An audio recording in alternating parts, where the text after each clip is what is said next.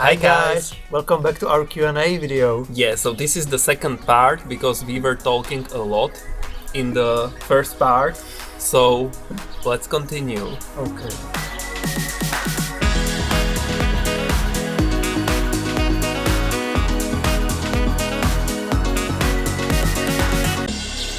What is your favorite place you've been able to travel to and why? So there are many favorite places. I love almost all our vacations. Almost. Which one don't you love? I don't know, there are certainly some that I liked a little bit less, but it was still amazing because Tommy is the one who organizes our vacations, and it's always very well organized. I always think back to our first vacation in Croatia where you you lost your camera. Yeah, So that made it worse than some other vacations. yeah. But we still enjoyed our time there. We did, but this was not a great thing that happened to us. I found out that there is a hole in my pocket on my pants and that I don't have my camera.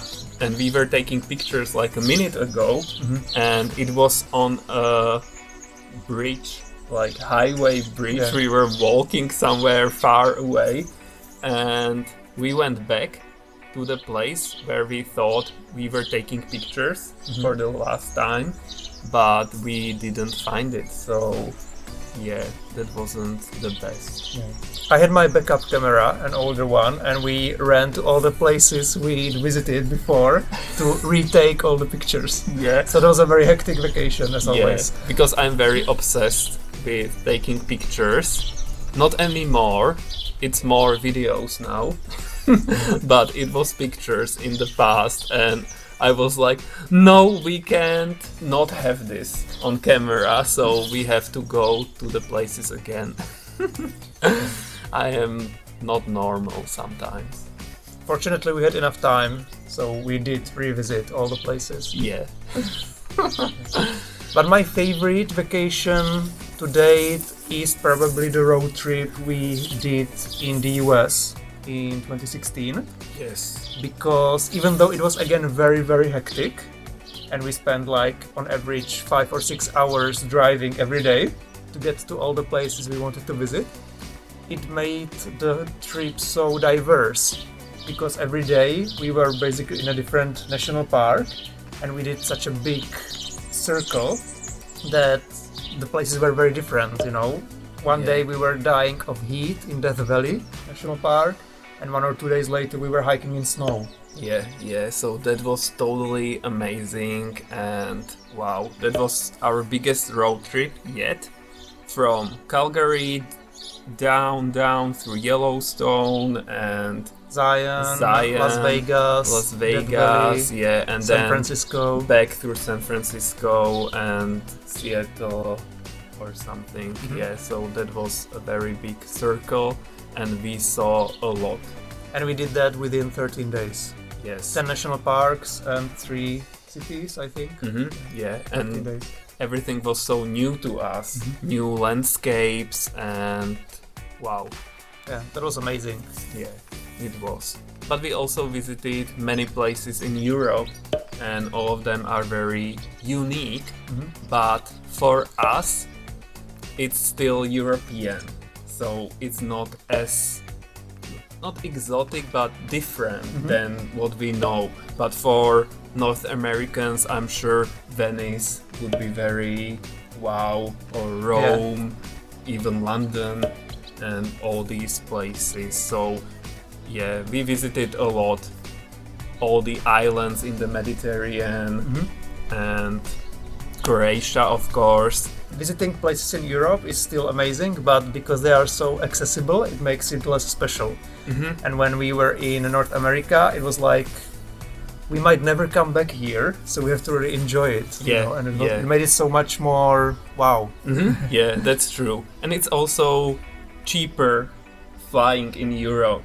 We always find flight tickets for 10 to 40 euros, and you go wherever to all the famous cities. Yeah. We haven't been to Paris yet, I have but when you were a kid. a kid, Yeah. but not together, so we have to see that.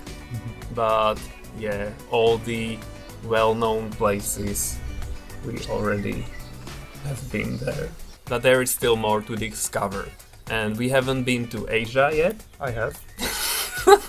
Yeah, but without Yeah, me. but without me, that was a business trip in India, Yeah. right?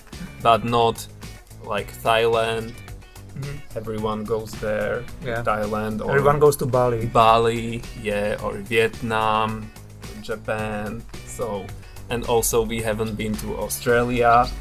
I would love to go to New Zealand. That's my dream destination. New Zealand is, I don't know, it sounds great to me, nature-wise. So that was the short answer, and we can go to the next question. Do you plan to visit the US again? What part would you like to visit for another trip? We probably will in the future, but I have to say, I am a bit afraid now because there are a lot of shootings, for example. It's not a thing here at all. I've been thinking about it, like it would be one thing I would worry about because it's so weird. Like, why do people shoot each other in the US? So, I don't know. But yeah, we should be back one day. Yeah. So we try to avoid dangerous countries in general. Mhm. Therefore, US is on the chopping block at the moment. Yeah. I don't know how this happened that the US is in the dangerous countries category for us, but it is. So, yeah. But when we visited North America 3 years in a row, 2015, 16, 17, we were expecting that we would go back maybe even the year after again. Yeah. And I already back then started preparing the next road trip. And it was supposed to be in the south of the US. So I had a road trip planned in the southern states on the western side. So like Arizona and those places. I already had the national parks and the whole trip prepared. Yeah, we were very excited after the big road trip, and we were saying like we will be back definitely next year or after 2 years. I was dreaming about like Grand Canyon, but not just looking down, but going on a boat down there and On a raft. on a raft, yeah, something like that. So we'll see. It's also exciting, and there is so much to discover in the US because it's so diverse. There is also the southeast and eastern part we haven't seen yet, New York, and I don't know, like there is so much to see, so we could go there like every year and see something new. Yeah. But it's a bit more expensive, of course, to fly there to the US from Yeah. Europe. But then gas is much cheaper there than here. So when you do a road Yeah. trip in the US, it might end up being cheaper than doing it in Europe. Yeah, that's true. Do you have any genre of movies or shows you prefer? We watch a lot of sci-fi TV shows And superheroes? superheroes. But that's but- my influence. Yeah, that's Tommy's influence. I like also like normal TV shows about like teen drama. You like real life stuff. Stuff Real that life. could really happen, right? Yeah, I loved the OC, for example, or we are now watching Beverly Hills 90210, the old episodes, because Tommy didn't see that in the past, Uh-huh. right? Yeah. So I wanted him to see it, and It's like I also don't remember anything. It's like I introduced you to Friends. Yeah. Friends and sitcoms are nice, and Friends are hilarious. Yeah. We watch different kinds, different genres, but for me, yeah, sci-fi and fantasy is my number one. Yeah, but recently we also discovered Anne of Green Gables, a newer version, I don't know, a few years ago. It's called Anne with an E or something like that. It's a Canadian TV show. Yeah, so that's completely different, romantic style, and maybe you know the book Anne of Green Gables, so it's very romantic and she's dreaming all the time about, I don't know, everything and romanticizing her life. So that's what we do here at our country house, so I like that. But we watch mostly TV shows, not so many movies.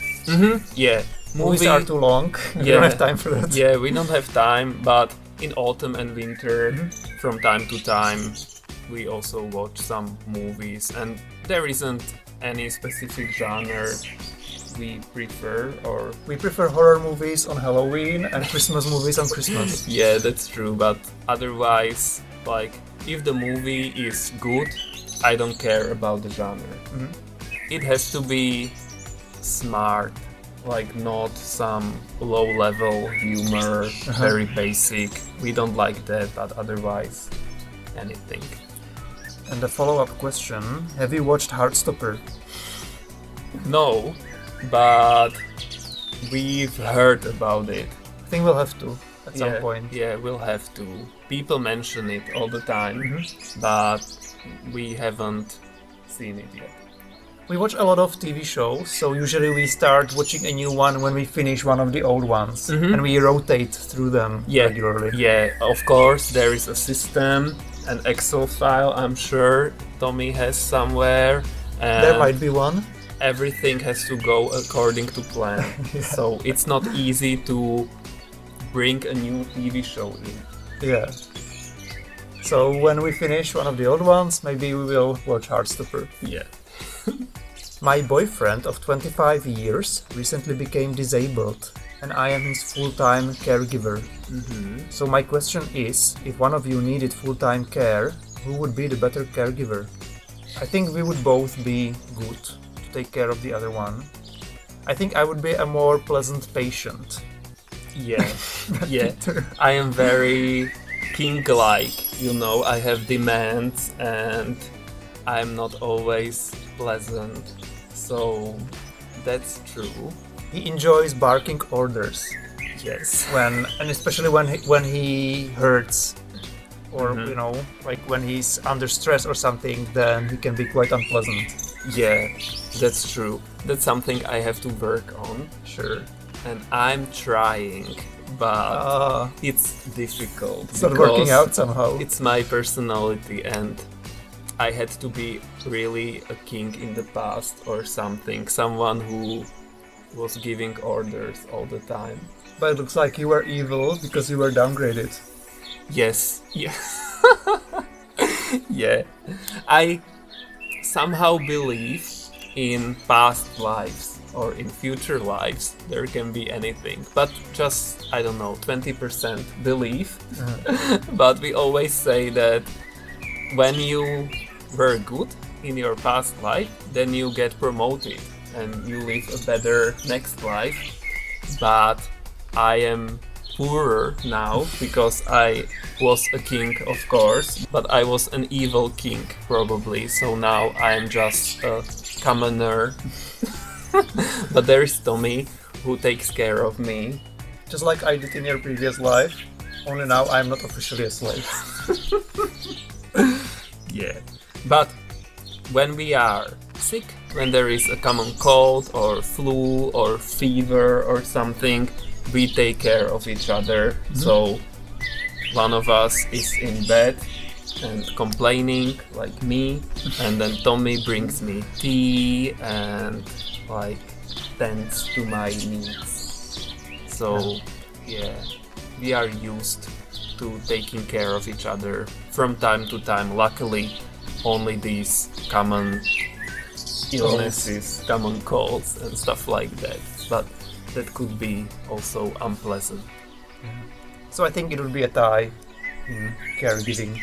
Yeah, but of course it would change our lives completely, and yeah, better not to think about it. Yeah.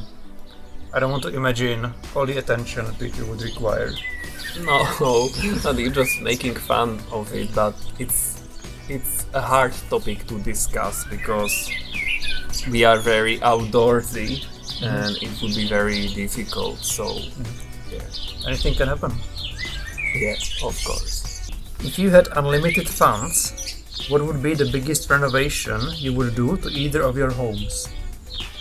Unlimited, I would quit my job and then we would like renovate all of this completely. Yeah. Like, it sounds sad, but I guess we would tear everything down and we would build it new. Because these houses, they don't have good foundation and the walls are wet, like the moldy. moisture comes from the ground, and usually it's very, very difficult to renovate these old houses. And all the people that did it, they say they would never do it again. Yeah. It's easier to just tear it all down and build a new house. And there would be so many problems with all of these buildings. So Even if we threw unlimited funds at the houses, they would never be as good as new houses. yeah. Maybe we would build it in an old style, so it looks like it belongs here in the countryside. On the outside. Yeah, of course it would look terrible if it were something modern. So not like that, something that looks normal in the countryside. Yeah. But I always dream about our property, but it would be great to have our condo here somehow. If it were possible, Yeah. that would be very nice, because we don't need much and we live here in the old house and like it's fine, okay, yeah. it's fine. We don't need many things or comfort or I don't know what. We just have our mattresses on the ground still after 2 years. And yeah, but it would be nice to have our condo because we love it and it's nice. And we don't need so many buildings, so we wouldn't build so many new buildings instead of them. Yeah, but they create this private yard, so that's great. Yeah. But maybe just the walls would be enough with one house and maybe one storage area or something like that. Yeah. Something small would be sufficient. Of course, we don't need a castle. Yeah. Okay, let's see this one. In May, the Czech LGBT-themed film Where Butterflies Don't Fly was premiered in your country. The story takes place in Kadaň and cave complexes. Would you like to see it? Arouses your interest? Liliana, you always have such philosophical questions or comments. Why so difficult? Why so difficult? So, we are not that interested. But we do watch LGBT-themed movies. Yeah, Or yeah. we did. We have seen a lot of them, but usually they are not very good quality. It's hit or miss. Yeah. They are usually like independent, low-budget movies. Sometimes the actors are not good either. So, yeah, we enjoy watching LGBT-themed movies and TV shows, obviously, because there is more connection to the characters from our side. Yeah, I like them a lot. Sometimes there is nudity and stuff like that, so that's nice as well, of course.